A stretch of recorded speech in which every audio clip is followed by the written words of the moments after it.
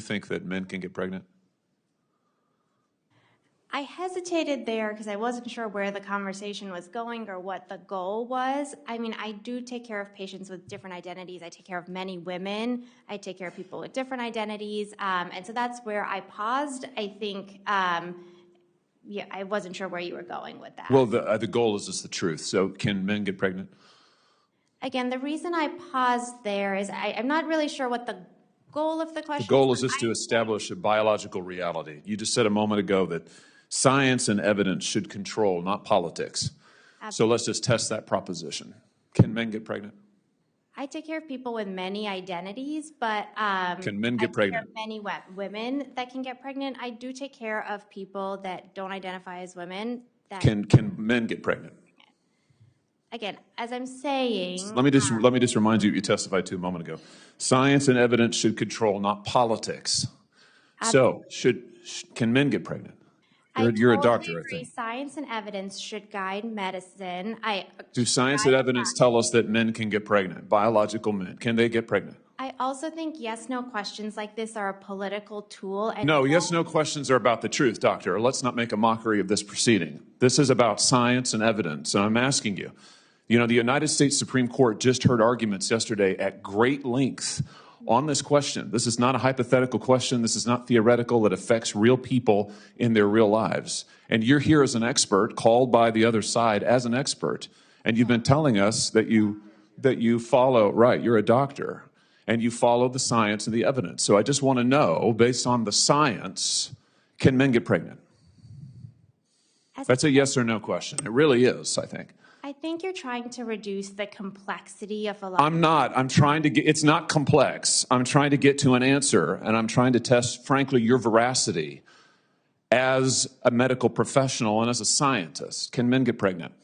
I think you're also conflating this male is extraordinary. and female with... No, I'm not conflating male and female. They're two different things. There's biological men and there's biological women. And I want to know, can men get pregnant? What you were talking about is biological. You're not going to answer my question. Biological males. This isn't hard, doctor. Can men get pregnant? Yes or no? Again, I would be more than happy to have a conversation with you that is not coming from a place of trying to be polarized and push. I'm not trying to be polarizing. I'm trying to ask. I think it is extraordinary that we are here in a hearing about science and about women. And for the record, it's women who get pregnant, not men.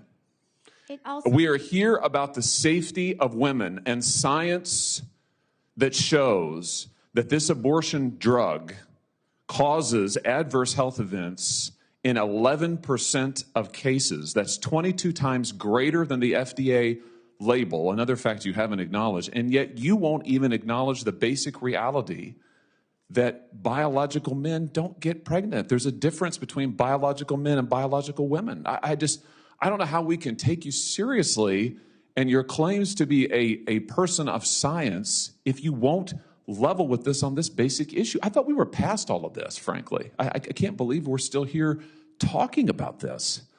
I am a person of science, and I'm also someone here who's here to represent the complex experiences of my patients, and I don't think polarized language or questions serve that goal. I don't think they serve the American people. It is not polarizing to say that there is a scientific difference between men and women, and I want this to be clear and for the record. It is not polarizing to say that women are a biological reality and should be treated and protected as such.